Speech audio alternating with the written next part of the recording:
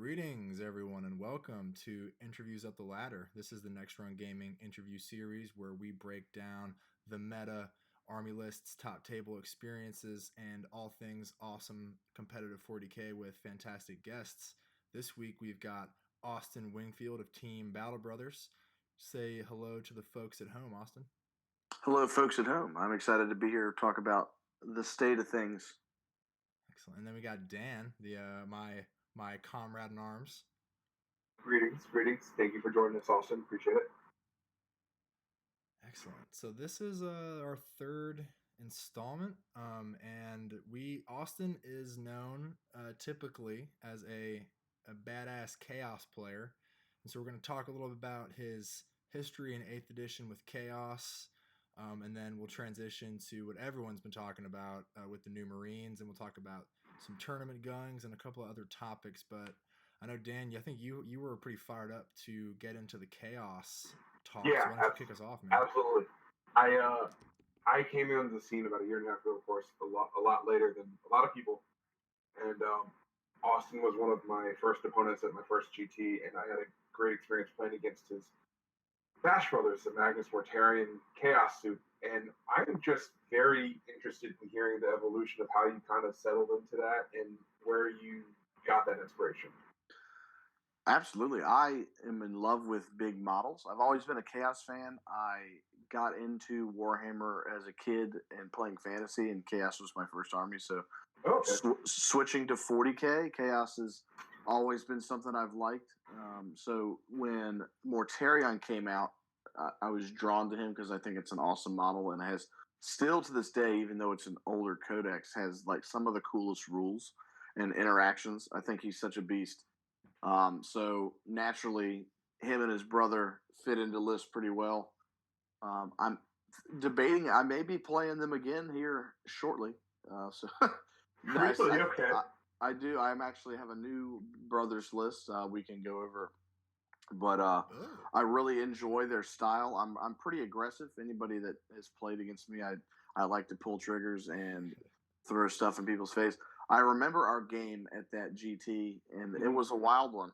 If you remember some of the funny things that happened, but man, it was such a good. It was even like I'm hyper aggressive. I try to kill a gallant with Magnus and left it with like a wound left. Yeah, and I got a death grip. And that guy he just picked Magnus up and body slammed him. But it's a really fun list.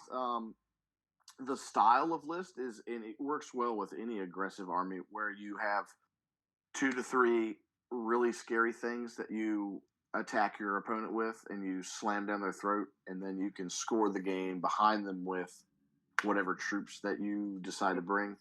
So durable troops tend to be important in that, and plague bearers have ruled that version of the meta since 8th has even come out. So that list is pretty good. I think it still has some play. We're gonna have to change it about to deal with Marines. Yeah, that's me too. I hate the new Marines. They're scary as shit. They're pardon the French. No, so I know you at Nova, you had gotten into the Chaos Knights. How do you feel about them? Do you think you can see them doing well? I've seen some Renegade Knight lists popping up at a few majors. I've been playing them since the new Codex came out. I really enjoy the Iconoclast Knights. I think they're just a ton of fun. They're basically all gallants, and they have 2 guns. So I like them more than their Imperial counterparts. Right. I'm kind of leaning towards the list for Knights right now. I have 3 triple thermal Knights with Iron Storm missiles, so they all can shoot the missiles that don't need line of sight to kind of trying to deal with those Thunder Fire Cannons, those Eliminators, those things hiding. But the triple thermal is really for the Iron Hands Flyers meta, Eldar Flyer meta, the Iron Hands meta in general. I think the thermal Knights do a really solid job at playing Marines. If you think, even without using rerolls and things, you're averaging 7 shots. You're talking like 3 wounds. You're killing 3 Centurions, 3 vehicles with these guys. Absolutely. Chunks and chunks of army, so I'm really liking 3 thermal knights. The rest of the list kind of goes different ways. The list I have right now is 3 Lord Discordants with 30 cultists, and then I have a auxiliary detachment with Ahriman. That's just not fun. That sounds cancerous as shit. That is it's a really, we talk about aggressive. That you can't get more aggressive than 3 thermal knights and 3 discos, and you get all the tricks, all the CP. Ahriman is there to warp time, prescience, and diabolic strength. The discordants, of course, hide about in the Nova L's. Yeah, really, it's been pretty good. I think any unit that touches a Marine unit kills it. Marines can obviously still play any game, but not every Marine list is made equals. So some Marine lists struggle with this. So is what I'm finding out. Are you building your lists these days with Marines in mind for the most part? I think you have to. Yeah. Anytime a faction takes 30+% of a tournament, you need to prepare for it. So I feel pretty good. In general, I struggle versus orcs. So I think of orcs and I think of Marines right now. Orcs, I might play. Marines, I am 100% going to play at a major event with 100+ people. Like you're gonna play Marines at some point. So, what flavor of Marines is the question? Yeah, I'm curious where you think that's going to settle out. Like Iron Hand, I think still has play. A mutual friend of ours, Mark Hurdle, his flyer list, I had a chance to pilot against his AdMech list with Scrim, and it was just nasty. Yeah, I love Hurdle. I was hanging out with him at a wedding actually last weekend, and we were talking about what he's thinking. He may be going back to the AdMech text, but that Iron Hand's flyer list is super strong. He did navigate BFS, dodging some of his harder counters. Mm-hmm. That list does have some hard counters, like the triple thermal. Yeah. Like he thinks he's so funny. He's got the math to kill them, but I have to keep reminding him that like your flyers ain't gonna make it, dog. But I don't know what the Marines are gonna end up becoming. I think the good players are doing really well with them, and their lists are all very different because they're so flexible. I think the lower tier players, or players that just don't get enough practice, or aren't willing to buy, maybe the meta list, are gonna fall back off, and they're getting beat. It's not like we had that one weekend where Iron Hands won everything. That FAQ fixed those tanks where they're still really good, but they're not auto beating everybody. So I think they're going to go back to being just a really good army that we're going to see at tournaments, but they're not, unbeatable anymore. Now you talk about people who don't practice a lot. I've heard you talk on other shows about your dedication to practicing 40K and how you kind of have a funny way of doing it. You picking up what I'm putting down there, Austin? I play by myself. Yeah, that's pretty cool. I'm looking at my table right now. I watch football on the TV. I set up 2 armies. It's basically playing chess for yourself. You work on math. There's a good app out now. It's called Math Hammer. I'm going to share it on the Battle Brothers podcast and stuff. But there's nothing like moving models, like actually moving models and practicing position, and that's what you need to get good at because people make mistakes when they play. When you're playing fast and trying to get through a 2.5 hour game, that's where the mistakes are made. And people that practice more and know a little more intricate stuff is what they get to take advantage of things like that. So it's really cool that you meant that, like, that's the way that you practice, because something we like to focus on the show is, it's called Next Run Gaming. It's all about trying to like ascend the 40K ladder to make it to the top table of events, because that's what most of us want. So do you find that really does work for you, is like setting up 2 armies on the table and just playing out a game like against yourself? Oh, 100%. I laugh all the time. I do play several different factions. I actually played Space Marines at BFS. I'm going back to Chaos for the pro event coming up, but I like to play some of the new hotness so I get more familiar with it faster. Yeah. So I don't want to show up and get beat and that's how I learn. I want to Right. use it and learn what it does, so I know, and I'm thinking about lists to counter that. But I think it 100% helps to play as many games as possible. And if you don't live in a world where you're, I'm married, I live at home, but when the wife goes to bed, I come upstairs, so I can build stuff, I drink a beer, I get to play a game as any day I want. I think it really helps see what units work against certain other armies. When you're playing by yourself too, it's important. You don't have to play the whole game. You get through that. The important turn one. Can you survive an alpha strike? I don't know. Let's find out. I'm going to shoot those 3 Iron Hands executioners at me and all the Thunderfire cannons and see what happens. That didn't work. So we're going to go change the game plan. Do I hide everything? Do I deep strike stuff? Like you figure out things, right? So sometimes you find out that your list just can't play certain things. And I tell people all the time, that doesn't mean you don't play the game. You just find out that you shouldn't win, but like not everybody gets the reps, so people make mistakes. You still might win some of those games you shouldn't. But yeah, the 100% practice is any way you can helps out. Cool. I've gone the opposite. I have not once played myself, but I think put in like 500 practice cans this edition. Dude, I'm thinking that I'm about to set up my table maybe in the next couple of days and play myself. Dude, the Wingfield method, man. I like it. I'm liking it too, actually. Dude, I was listening to a brief tangent. I was listening to the Battle Brothers podcast, and did I hear you say that your grandfather invented something? Like some sport? It was a great grandfather invented lawn tennis. Yes. Really? Yeah. Family of gamers, bro. Yeah, man. He was a major in the British Army. That's cool. Nice. My family has done nothing like that. I want you. So this go even back further for you guys. My great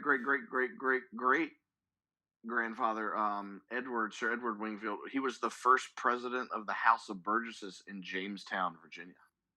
No kidding. Damn, son. First president off the boat in the colonies was a Wingfield. What? I got nothing. I got nothing. That's as American as you get. It's so English and yet so American. I think we're breaking this story, but anyway, not to get caught up in the history. That is very cool, though. That is pretty damn interesting right there. So Dan, do you have any more questions about the chaos side of things? Yeah. So just like, I know you said that you're an aggressive player, and how did you? Was it just like playing so much that you kind of got that perspective that I need to have my foot on the gas all the time? Like versus someone like Jim Vessel or TJ Lanigan that seems to kind of thrive on the cat and mouse aspect. Yeah, they're much more methodical. I've had my fair share of games where I look at it, and if I'm in a position, if I'm doing well, I've played. Sometimes you can't just go out there. Tau, for instance, I've played a million games versus Tau, and I have a beautiful Tau army, and I've killed myself with my own Tau before. So I know I can't be hyper aggressive against them.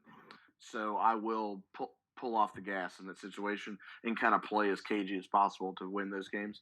But in general, if it's like, I don't know, 60-40, I could throw everything at it and play my normal game plan, or I could be cagey. I'm always going to choose the latter. I'm going to go after you. I think I just have fun playing 40K that way. I got you. Okay. So certain people enjoy the methodical thinking it and positioning of models and outthinking your opponent, and that's good and all. I like that as well, but I really enjoy outthinking my opponent in the list building phase, where I build some ridiculous hotness that can fly across the table and make you make mistakes is what I like to do. I at Nova had the opportunity because a friend of mine I don't know why he invited me to it, but we did. We went to one of Nick Nanavati's classes, and his whole philosophy that he was trying to pound into our heads was, if you're making your opponent make decisions and do things, that means they're winning, because you want to be presenting them with questions that they have to deal with, versus how do I dig myself out of this? Yes, exactly. And that's what you do when you offer up a list like Mortarion and the Discos, for instance, which is something I've been running. Your opponent has to deal with which one. I mean, it's a lose-lose situation when you throw that much aggression at them. What do you do? Do you kill the Discos? Do you kill Mortarion? You know, and then mistakes are made. Do they split fire? Do they try to kill them all? And then you see mistakes are made during games, and you can take advantage of stuff like that. But it's just a play style thing. I think people that like to play fast and want to see things die, it all starts with what list you're taking, and you go from there. I mean, you also like have proven your Saul absolutely like being you won the Carolina Cruise. You won a GT this year, correct? What was it called? I won 2 GTs. We won the Beat Slab GT, and I won the Battle for the Berg and the first Berg, right? Battle in the Berg. I won that one. I won 3 then. There's 2 in North Carolina, 1 in Fredericksburg. And ATC, not to mention. And we won ATC. Yep. So folks, yep. And I was running Chaos at all that. Yeah. Maybe I should go back to playing Chaos. I'm just saying it might be a trend worth looking into. I mean, yes, it's cool. I laugh. I believe I'm 4th now, but I've traditionally been 3rd. I'll get another score and I'll be 3rd in ITC for Chaos because Jim Vessel and TJ Lanigan are uncatchable. Yeah. So we're all fighting for 3rd, actually. Yeah, they're really good players. Oh, I love we love TJ. TJ's a good buddy. I don't know Vessel that well other than seeing him around, but we talk to TJ. We bounce list ideas off each other sometimes, and he's got some good stuff. He actually turned me on to the Forge World War Dogs. I don't know if you guys are aware of what they do. The Morax, crazy pronunciation. We were talking. Everyone likes the Gravlock, but like we were talking about the Grav Pulsar now with Marines out. And dude, I can't get my hands on them. I can't find them where I would be running them. But anyone that has them, you should build them, and you should run as many as you have. Do you guys know what they do? They do. So they have 2 guns each, so it's 2d6 shots. Yeah. They're strength 6 minus 3 AP, and against anything with a 3-up save, so every Marine unit, it's 4 damage. Oh. It's just that 4 damage is a good number. I don't know. I haven't even thought about that. I've been like focused on the Lightning Lock or the Tesla. And the Tesla's probably out the gate. We were liking it because it helps with volume. It helps with they kind of just pluck away at everything. But the Grav is very specific. It's a problem for every Marine army. That's fucking nuts, man. What does it do against stuff that has a 2-up save? It's Grav. So anything that has a 3, 2, 1, 0, anything with better than a 3-up. Oh, I gotcha. It does double damage, so it's just flat 2 damage, but it goes up to 4 damage against things that have a 3-up or better. That's still good. Yeah, it's even still good against everything else. Yeah, no kidding. Okay, I know what I'm going to be getting for Christmas. All right. Yes, find you some of them. Okay, so you just broke me. I had a segue and I lost it because I'm now fixated on. You're off on the left. You're like, oh no, this unit is really good. That unit is a problem for every Marine army.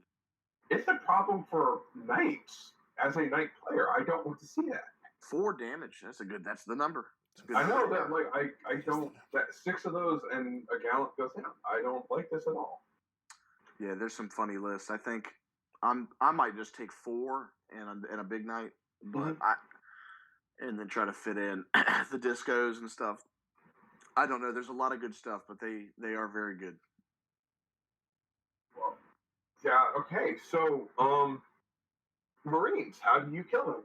Answer that question. Forge World. Yeah. Other than that, Chaos has some good ways to do it. I'm excited to see what we get in this new book. Chaos is in the 2nd installment of the Psychic Awakening.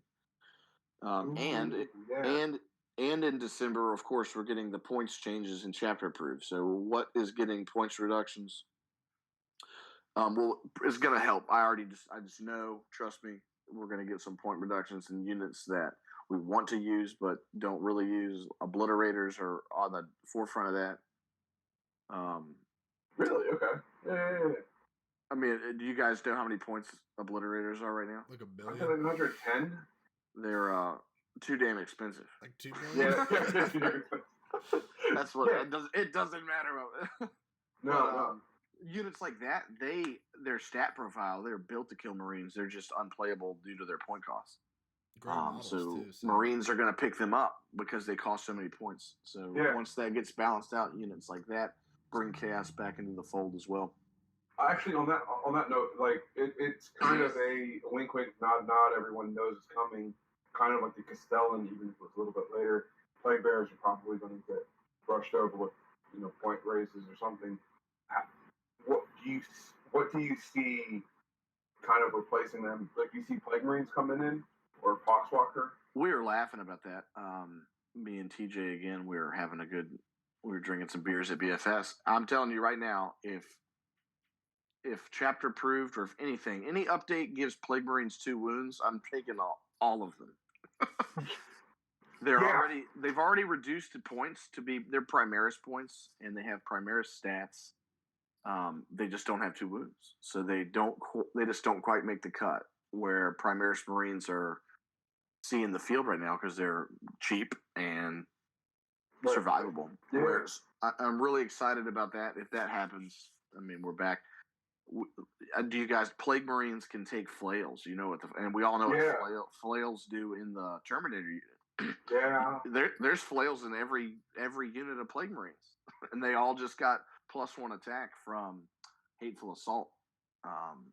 Let me tell you a story about Plague Marine. They're really close to being good. Mm-hmm. I don't know about Plague Bears right now. The meta is Centurions, Aggressors, all these flyers. Dude, they can pick up every Plague Bear in existence right now. So I'm sure the book's already printed. So if the Plague Bears got hit, they already got hit. But they're already kind of getting out of my mind because they're getting picked up so fast. I know TJ he was talking about how he was shifting to Plague Bear Squallers as like screening elements. So we think alike. I was thinking there's 140 points for 3 or for a tank is really solid. I can't get off that they can be wrapped up. Yeah, that's kind of where I'm getting stuck. That's what people like. Like if I'm playing Sean Naden, he's just all he doesn't see a super durable tank. He sees a sore ass thumb that he's going to touch and survive and do what he wants. So I don't like that. I'm going back to maybe the flies that we haven't seen in a year and a half. Really? Just because they fly. It's just similar points, similar durability, not quite as good, but they fly. Right. So I'm thinking about that stuff. But what I'm really thinking about is maybe we just have to take double battalion again so that we can afford the command points to deep strike some of our demons. I don't play with a lot of command points, and what that forces me to do is deploy all the Plague Bears.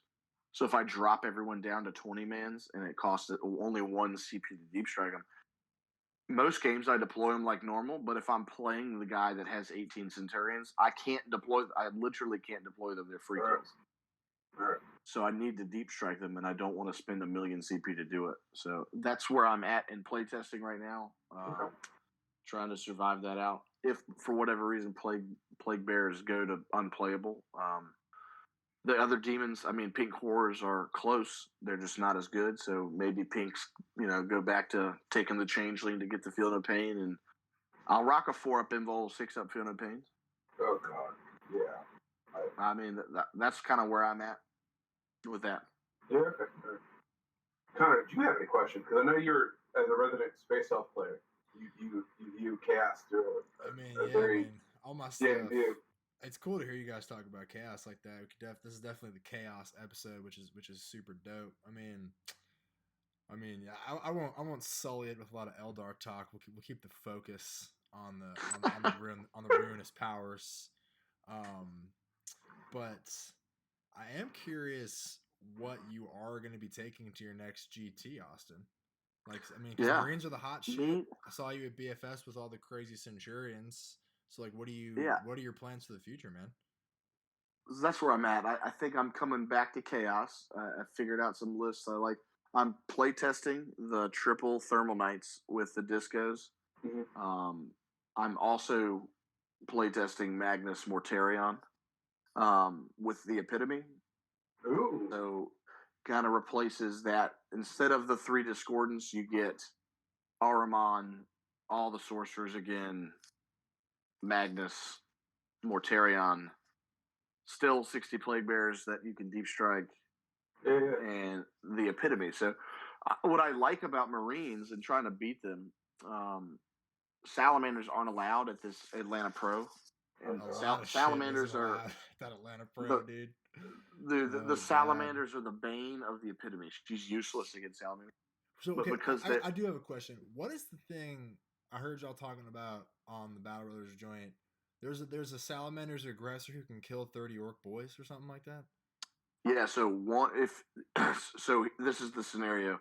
You shoot them up, you charge in, you kill 5 out of 6 aggressors. There's 1 aggressor left, right? Yeah. Okay. That Joker can auto hit. You spend 2 CP. Auto max hit. So he's going to say flamers. Yeah, the flamers. Right. He gets to double shoot, so it's 24 hits. What? That guy also gets to say it's the tactical doctrine, so he's +1 to wound. He's going to spend a CP to be +2 to wound. He's going to spend another CP to do a mortal wound 4 up. So on math, that guy kills like 40 of you. Yeah. One guy, if you have the CP to do it, he can kill about 40 orcs and then charge you, and he has 5 power fist attacks in combat. And I guess technically in the perfect world, we're just saying if you had 1,000,000 CP, he could fight twice. He could be +1 to wound in combat. You know, all this stuff. That one dude that like salamanders, if they have the CP to do it, anything you leave alive can table you. That is pretty good. Filthy. Pretty gruesome. So okay, so the grossness aside of that, because that sounds like a future 40K problem since it's not allowed at this tournament for you personally. What makes you want to bring back the Bash Brothers? Like after having, it seems like you went off them for a little bit, and then you were playing around with the Marines. So what about the meta makes you want to bring the big dudes back into the fold? So I'm seeing the Alpha Strike, the tanks are a problem. So at this tournament, the L's are tall enough to hide Magnus. Really? Nice. So, which is a big deal. And what that means is in 3 of the maps where that line is crossing that terrain feature, like Morty can be in the open with hiding the Death Shroud Terminators as his bodyguards. Right. Magnus can say, yo, bro, I am not coming out until I want to come out. And that's a huge deal because then he can wait out these Marines. He doesn't have to get shot off the table turn 1. So it's really good. There are some maps that are bad, but I'm okay taking that chance where, hey, this is a horrible matchup. It's going to be a bad matchup anyway, but if I get this terrain feature, if I get this deployment, you know, I feel really good about it. And on that note, the ATL Open, that it is, if I am understanding its intention correctly, it's kind of trying to bring 40K to where like League of Legends, esports, and like poker is. So like they changed deployment rules, right? Each player is seeded, and then you ban a deployment, and the lower seeded choose, right? Yes. So if they're doing the seeding, they're doing that where you remove one, I remove one, we go off of that. So it'll be interesting to see, and it is a deploy your whole army, and then roll with a +1 to go first. It's not an auto go first like they originally had thought. Okay. So there's still some chance to go first if you need to go first versus just deploying to die. Yeah. So I think it's really good. What I really like about the Marine meta currently, the epitome, most of them are leadership 8 with sergeants. Mm-hmm. I have targeting powers. Like I can kill sergeants, so I can make people leadership 7. I can make them leadership 6 with psychic powers. I can then on 3 dice, I have to roll. You have to roll under a 6 on 3 dice to get out of combat. So really, it's actually really solid you can trap Marines in combat with plague bearers, and You can then you trap can't. flyers. I can, and I have Mortarion. Just for the record, Mortarion has killed 5 flyers with the epitome behind him just by consolidating into it in my tournament 8th edition tournament career since the epitome came out. I actually remember that game in the Fredericksburg tournament. You pulled that against So I love Nova L's are always in the middle, and I put him right in the middle. So every time I play Hemlocks, I think every one of those flyers has been a Hemlock. They fly their Hemlocks into the middle and turn them because that's the only way they get in range and see Morty. Mm-hmm. Which they have Jinx, so I always use like a stratagem to deny Jinx from one of my characters, and they're like, "Oh, I didn't know you did that." I was like, "I told you I have this World Eaters guy."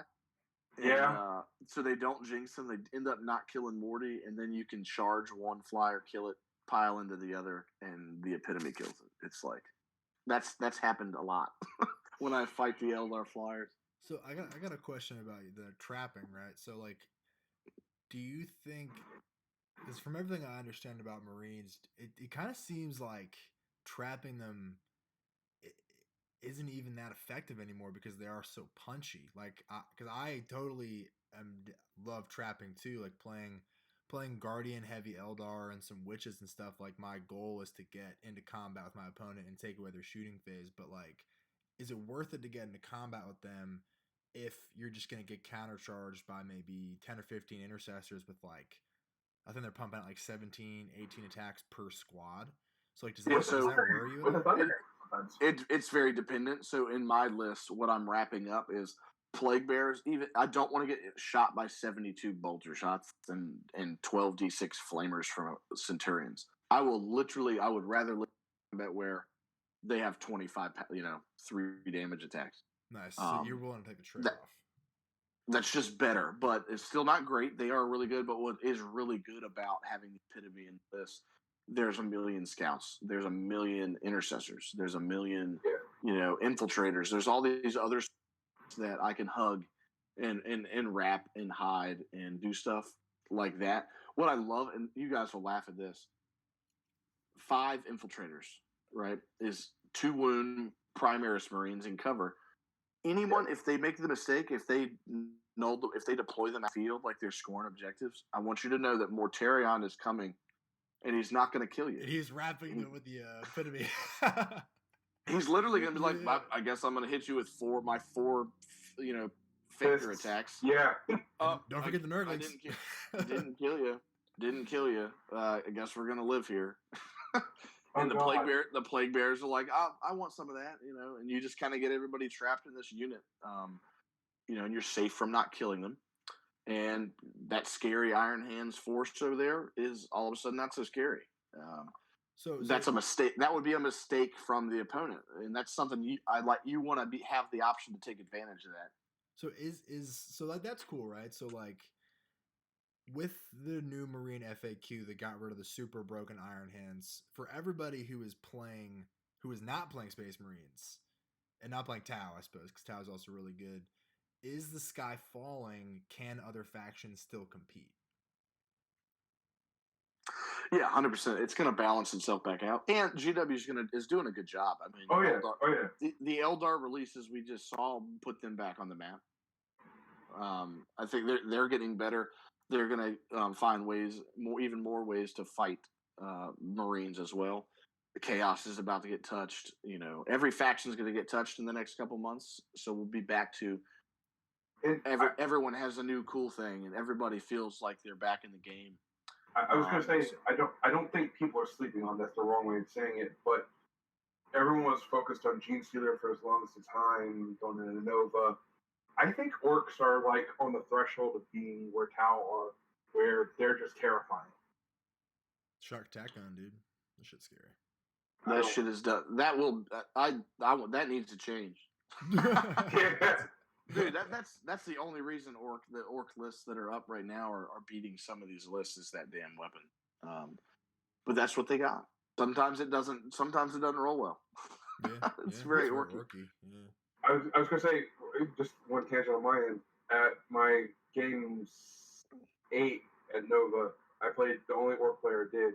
he rolled strength 12 and did 11 shots over 2 shooting, killed 2 of my disintegrators. The next turn, aimed at a gallant and rolled strength 5. So it does swing. Yeah. That'll make you vomit. That's so good. Yeah. So Austin, the Atlanta Pro Tournament, and just for people who are not aware what that is, Atlanta Pro Tournament is it's like a cash prize major that's happening in December. So people are gearing up for it. They're going. They're excited. If list submissions are tomorrow, Austin, what are you submitting? Well, I'll laugh. Lists are actually due Friday, so it's 5 weeks in advance. List submissions are due Friday. What are you submitting? I'm in the lab right now with you guys. I mean, I'm thinking I'm back to Chaos, so I'm on those nights, or I'm on that, either the Mortarion Discos or the Magnus. It's gonna be something. Thinking Marines, I know who's going. I'd never waste any time thinking about how to beat Sean because it doesn't matter. You won't practice enough to figure out what the hell he's going to do with his list. Gene Stealer Cult is kind of taking a fall. So really, we're focused on how do we beat Marines. And we've talked about it in this episode. I think I've got some things to figure out before Friday. I don't see how I don't bring Mortarion. So you guys will see me playing Morty in some fashion. It's either going to be with, I got some lists, man. I could run triple Knights and Morty. I don't care. Ooh. I mean, that'd be fun as shit, I bet. That'd be a great time. It's interesting. I just got to figure out, I don't want to just get beat by KG Marine players, though, because not everybody plays like me. Yeah. These guys are going to hold their stuff out. They're going to hide their Thunderfires. You got to make sure you got some stuff to go dig some units out of, not magical boxes, but y'all know what I mean. Like, yeah, no, absolutely. In the back. The KG, the backfield. We got to make sure we have something, where we can do that. And that's kind of where I'm at with Magnus too. Did y'all know that dude is gonna go anywhere he wants? I've seen it firsthand. He is a fast man. Actually, one more tangent on the Atlanta Open. How do you like them trying to homogenize or standardize like deployment, terrain, and that kind of thing? Because I've been playing against Mark a lot, and we've been running the same missions and the same train setup for the past 3 months. That's awesome. I know he picked up some terrain, but I will never complain about multiple tournament formats. I like the different missions. I like changing up from ITC. I mean, it's basically is ITC, but I like anything different. I think it's fun. And I'm excited and optimistic about what they're doing there with that tournament. We're coming, we're all coming, and it's literally the same people that go to most of these events.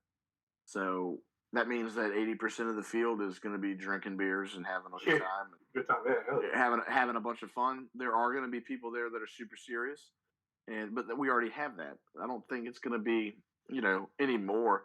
And I know we touched on it in our show last week with the Battle Brothers, where we're not even thinking about the money. We just want to win. The money is a great, oh, you won and you get the money, Yeah, we're not preparing differently because there's money involved. So it should be a good time. A cash prize too, anyway, right?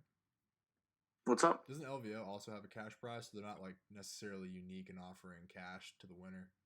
Yeah, it's obviously much smaller. We're talking instead of 700 to 800, 100 person, and first place gets $5,000 at the Atlanta Pro. Oh yeah, that is. It's a drastic change from. I'm pretty sure if to win the ITC, the entirety of the ITC, you get $5,000. That's the. So they're coming into the game with just 100-person GT is $5,000. It's a big change. For sure. So taking yourself out of the running, who's your favorite to win the Atlanta GT? Yeah, obviously Austin and himself would be, but yes. Who do you think looking at? You'd be surprised. If Austin's sick. I'm pretty modest. I mean, I'm good. My goal, just so you guys know, my goal is to go. There's 9 games, so I'm trying to go 7-2, and I'm going to bring some pretty painted stuff. Hell yeah. So I set my parameters of victory a little lower. Obviously, I'm going to try to win every game. I'm not going to. not going to not try to win, but that's where I'm headed. I think that would be really successful for me if I could go 7-2. I think I'm always liking Sean. Obviously, I'm partners with Sean and Juice, so anytime that he's playing, I think he's someone to watch. So I would put him up in the running. Um, some of those Florida guys that are going are really good and play a million games too. So, do you know if Siegler's making the run? I do have Siegler in my top 3. Okay. And then he's a freaking savant with his talent. That's a tangent. He's fun. I played in one of the North Carolina GTs, and we had a blast. It was like really close because it was a mission that it was good for me. But I did what I do. I was like, it's 50-50. Throw everything at it.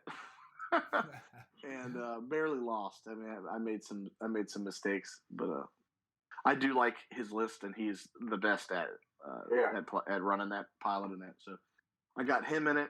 Trying to think of anyone else. I know Nick is there.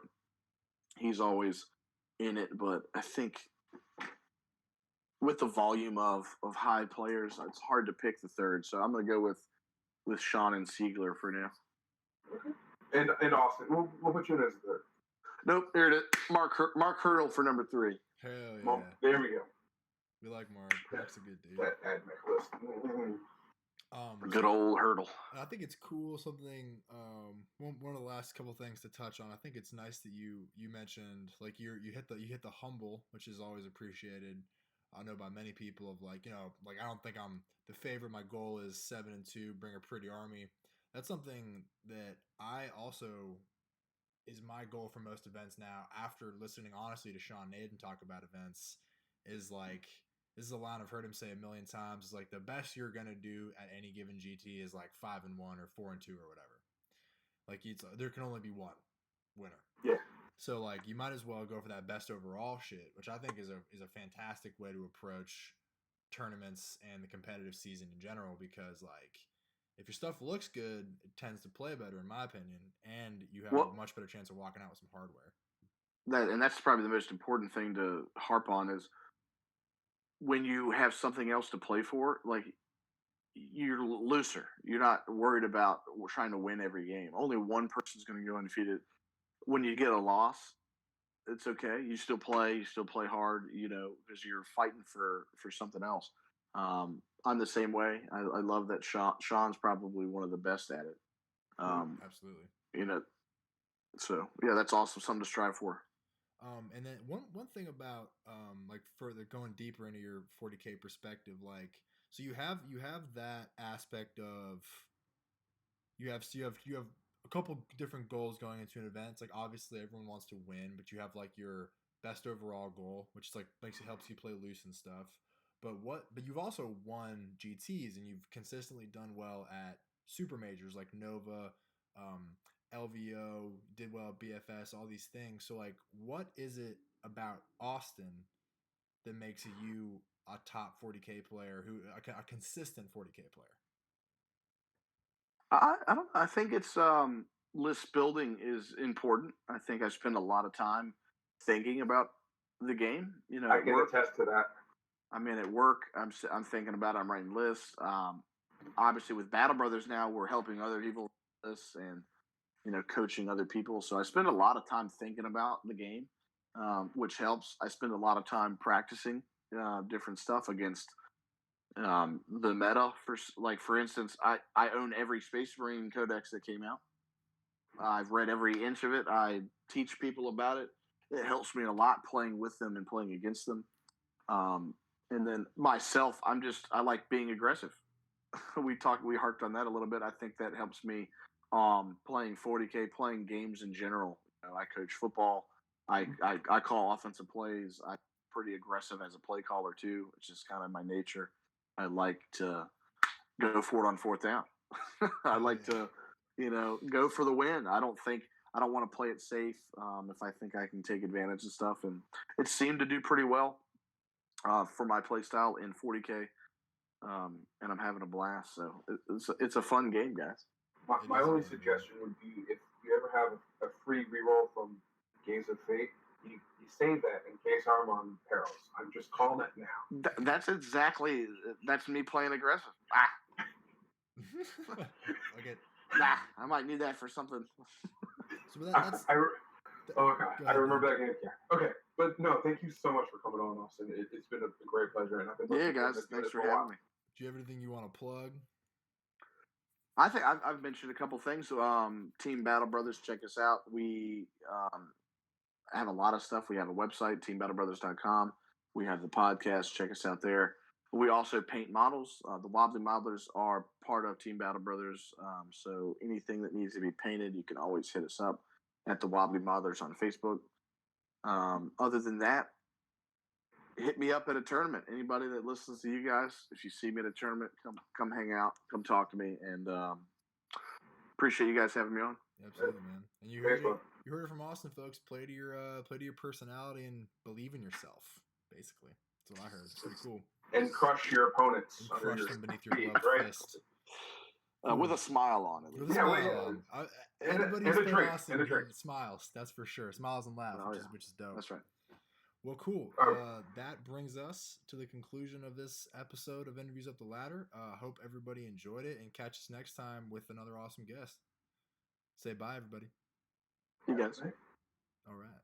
And we're out.